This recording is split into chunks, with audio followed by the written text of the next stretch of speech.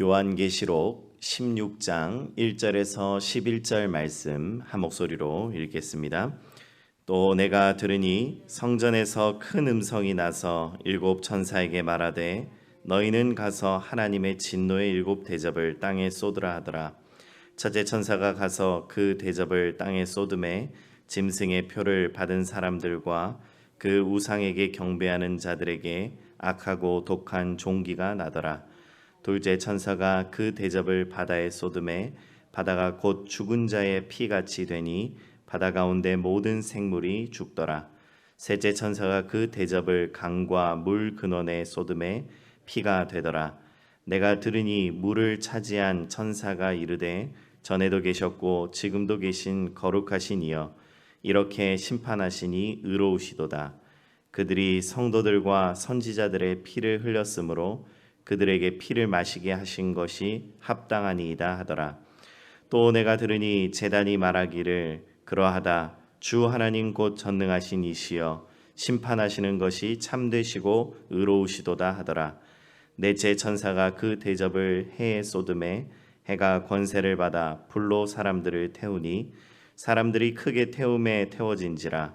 이 재앙들을 행하는 권세를 가지신 하나님의 이름을 비방하며 또 회개하지 아니하고 주께 영광을 돌리지 아니하더라. 또 다섯째 천사가 그 대접을 짐승의 왕좌에 쏟으니 그 나라가 곧 어두워지며 사람들이 아파서 자기 혀를 깨물고 아픈 것과 종기로 말미암아 하늘의 하나님을 비방하고 그들의 행위를 회개하지 아니하더라. 아멘. 여러분, 우리가 계속해서 요한계시록을 묵상하고 있습니다. 이 요한계시록을 묵상할 때 우리가 항상 기억해야 할 것이 있습니다. 그것은 바로 비록 우리의 현실은 절망적이고 암울하게 느껴질 때가 있더라도 하나님께서 보여주시는 이 완성된 미래를 상상하며 믿음으로 그 미래를 오늘날 우리가 함께 살아내야 한다라는 것입니다. 요한계시록은 소망을 품은 사람들에게 주는 소망의 선물과 같은 것입니다.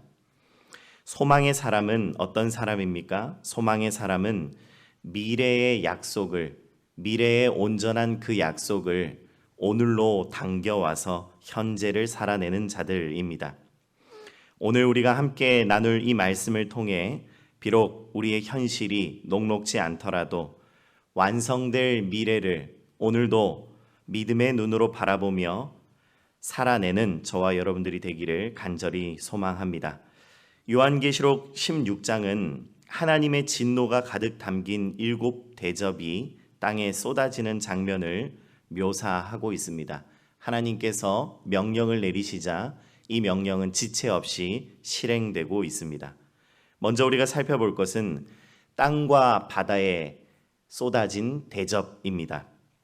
첫 번째 천사가 그 대접을 땅에 쏟자 짐승의 표를 받은 자들과 그 우상에게 경배하는 자들에게 악하고 독한 종기가 생겨났다라고 말씀하고 있습니다.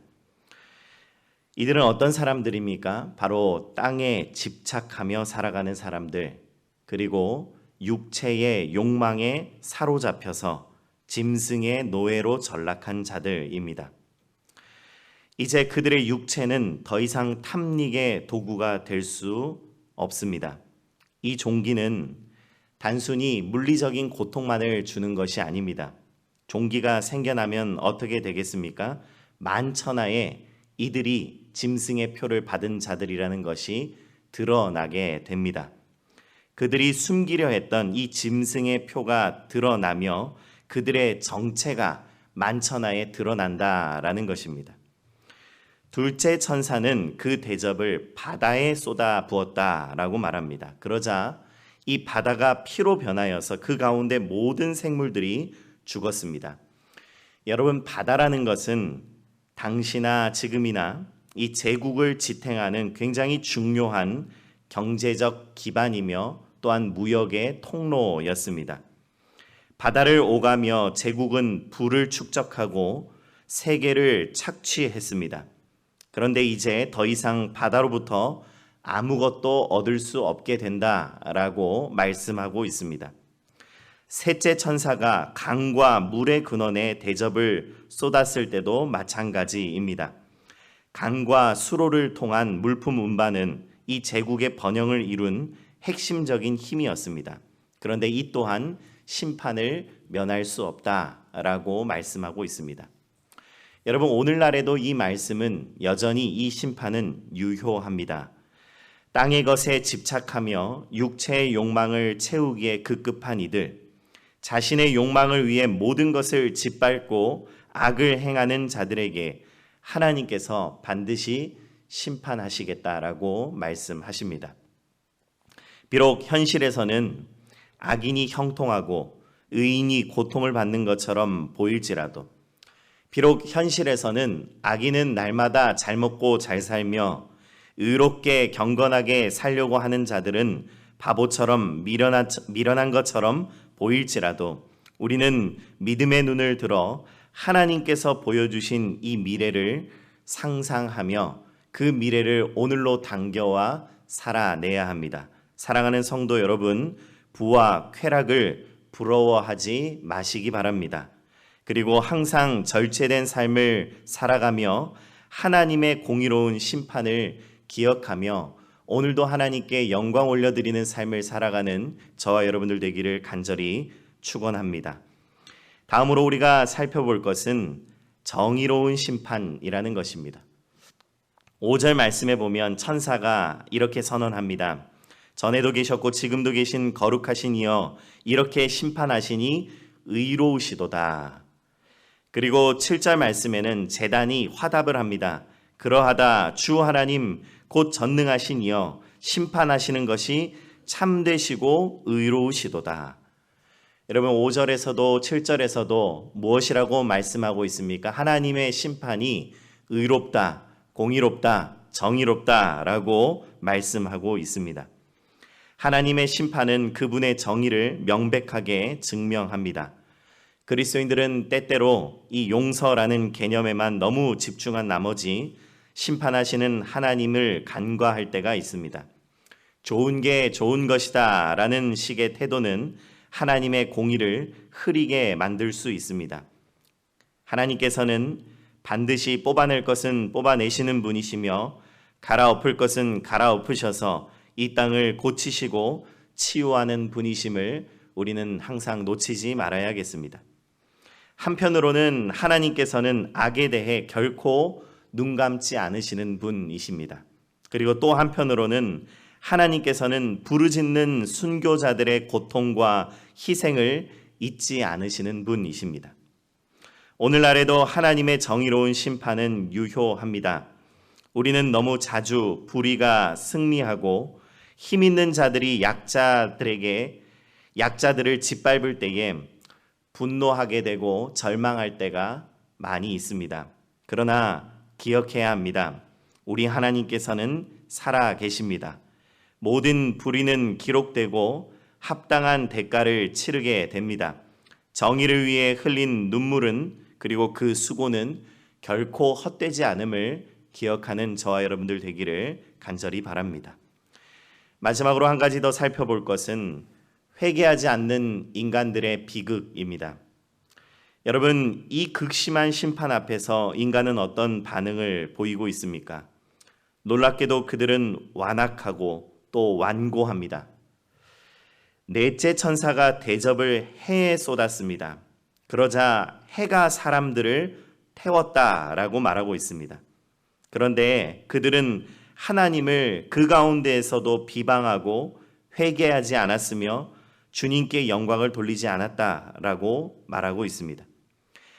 다섯째 천사가 대접을 짐승의 왕자에 쏟았습니다.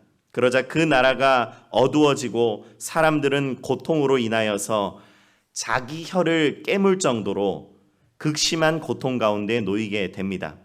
그러나 그럼에도 불구하고 그 괴로운 고통 가운데에서도 그들은 하나님을 또 비방하고 자신들의 행위를 회개하지 않았다라고 말하고 있습니다. 여러분, 우리는 여기서 우리 인간의 가장 심각한 문제를 발견하게 됩니다. 하나님의 심판은 언제나 우리를 돌이켜 살려내고 회복시키려는 목적을 가지고 있습니다. 하나님께서는 우리를 어떻게든 살려내려고, 우리를 어떻게든 변화시키려고, 우리를 어떻게든 하나님의 형상으로 다시금 회복시키려고 안간 힘을 쓰고 계십니다. 그러나 우리는 그 앞에서 늘 완고하여 이 모든 경고의 사인들을 무시하려고만 합니다.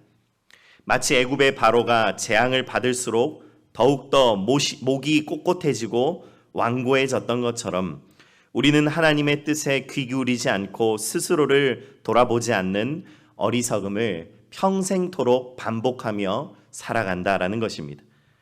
사랑하는 성도 여러분, 우리는 늘 겸손하게 살아가야 합니다. 하나님의 말씀에 귀 기울이고 스스로를 돌아보며 회개해야 합니다. 고통과 어려움이 닥쳤을 때 그것을 우리는 단순히 재수 없는 일로 치부하거나 또 어렵고 힘든 일들이 닥칠 때마다 그것을 남의 탓으로 돌리려고 하지는 않습니까? 오히려 그것을 통해 우리 자신을 성찰하고 하나님 앞에서 우리를 겸손하게 만드는 기회로 삼으시길 간절히 축복합니다. 사랑하는 성도 여러분, 소망의 삶을 살아갑시다. 심판의 메시지는 우리에게 강력한 힘을 줍니다. 이 심판의 메시지는 다른 무엇보다 우리에게 강력한 소망을 주는 메시지입니다. 우리를 두려움과 절망으로 몰아넣는 대신에 진정한 소망으로 이끌어주는 이 심판의 이야기를 우리는 날마다 묵상하고 읽어야 할 것입니다. 악인의 형통을 절대로 부러워하지 마십시오. 눈앞의 현실에만 매이지 말고 하나님께서 약속하신 미래를 믿음의 눈으로 바라보시기 바랍니다. 그래서 오늘도 겸손히 회개하고 절제된 삶을 살아가며 눈물과 인내로 하나님의 완성을 오늘 우리의 삶 가운데 살아내는 저와 여러분들 되기를 간절히 축복합니다. 제가 기도하겠습니다. 하나님 아버지, 하나님께서 오늘 우리에게 심판의 메시지를 들려주십니다. 그 이야기를 그냥 듣고 마는 것이 아니라 우리의 머릿속으로 상상하고 그려보며 또 그냥 우리 머릿속으로 그려보는 것뿐만 아니라 그 완성될 미래의 약속을 오늘의 우리의 삶으로 끌어당겨 살아가는 소망의 사람들 될 수 있도록 은혜 부어 주시옵소서. 악인이 여전히 형통하고 떵떵거리며 살아가는 이 세상 가운데에서 그것을 부러움의 눈으로 바라보는 것이 아니라 하나님께서 약속하신 미래를 믿음의 눈으로 바라보며 오늘도 겸손하게 주 앞에 엎드려 회개하고 우리의 삶을 경건하게 다듬어가며 눈물과 인내로 하나님의 완성을 바라보는 주님의 자녀들 될 수 있도록 은혜 부어 주시옵소서. 하나님, 여전히 여러 가지 어려움으로 고통과 환난 가운데 놓여 있는 우리 성도들 있습니다. 주님께 이 시간 모든 것 맡겨드리며 주님만을 의지하며 나아갑니다. 하나님께서 주님의 미래를 밝히 보여 주시옵소서. 그리하여 우리의 눈물을 깨끗이 닦아 주시옵소서. 하나님, 이번 주말에 있을 초등부 여름 성경학교 가운데에 하나님께서 함께하여 주시기를 간절히 소망합니다. 여름 성경학교를 통하여서 하나님의 말씀이 잘 전하여지고 그 말씀을 통해 우리 자녀들이 하나님의 자녀로 무럭무럭 자라갈 수 있도록 은혜 부어 주시옵소서. 예수님 이름으로 기도드립니다. 아멘.